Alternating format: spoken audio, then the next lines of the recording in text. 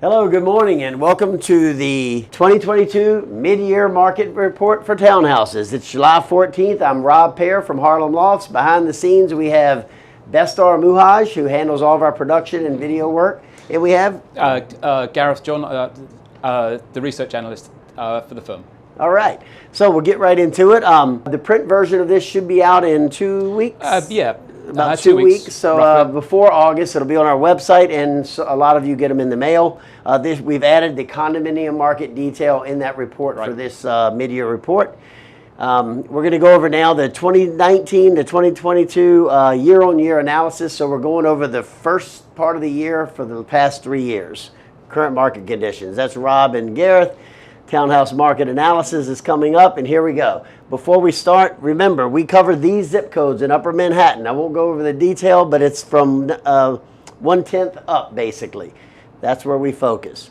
The type of properties we focus on are here: 1 and 2 families, 3 families, and S.R.Os, or 3 families and up, and S.R.Os. Okay, so let's get straight into townhouse sales. And the first thing we're going to do is look at sales by quarter, starting January 2019, 2019 in blue, 2020 orange, 2021 grey, and 2022 so far in green. Okay, so pre-COVID 2020 quarter one, we had 23 sales. That was very similar to 2019. Okay, and then COVID hit and sales dropped off by about 40% compared to the previous year. That's quarters 2 through 4 2020 versus 2019. Quarters 2 to 4 2021, we saw 80 sales. That was a full recovery with a trend to an increasing market, and that trend was continued into quarter 1 2022, where we saw 31 sales, which was well above both 2021 and 2020. Quarter 2 2022, we still have some properties that have closed and will record, so it's a little bit early to be talking about it yet. So this is a preliminary number. It will go up slightly. Right, but you can see post-COVID, the market recovered, and we were looking at a potential boom year this year, but you'll see that so far there are some additional factors to consider.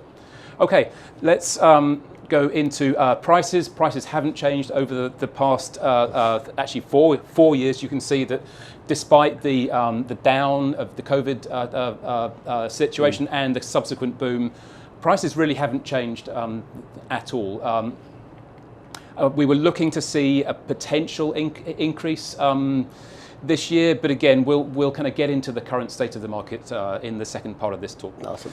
Okay, so in terms of property classes, we talked about 1 and 2 family residential, 3+ family rental investment, which people buy with their calculators, and S.R.Os, which are kind of renovation investment properties.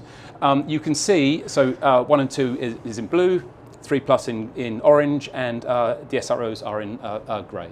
You can see that this is year-on-year sales, so July to June, 2019 to 2020, 2020, 21, and 21, 22. July to June or January to? No, July to June. So this is year-on-year. Gotcha, year-on-year. Yep, right. So we can see that residential sales have been increasing steadily. In contrast, the rental investment market was hit pretty hard by COVID, but has now fully recovered, as you can see there. The rental investment market is actually now leading townhouse sales. Okay, so Rob, I'm going to hand over to you. All right, so what we just went over is the market history. It's what's happened. And now, then we looked at the market status, where we are right now. This allows us, and this is why we spend all the time on this, to predict the future, and we're going to get into that at the end of this video. All right, okay. Gareth? So let's look at tracking the market currently and predicting where it may go. Okay, this is the we're tracking the townhouse inventory, discounts on listings, and number of properties in contract from approximately 2020 first quarter through now. And the big story here is that inventory has spiked in the spring season this year, currently at 112 properties. That's a record. And that's another record. That's the highest we have seen. People have jumped into the market expecting it to be a seller's market. So inventory is now very high, an all-time high, and as a result, we're seeing increased competition, and sellers are starting to offer discounts. This has not yet translated into an increase in properties going into contract.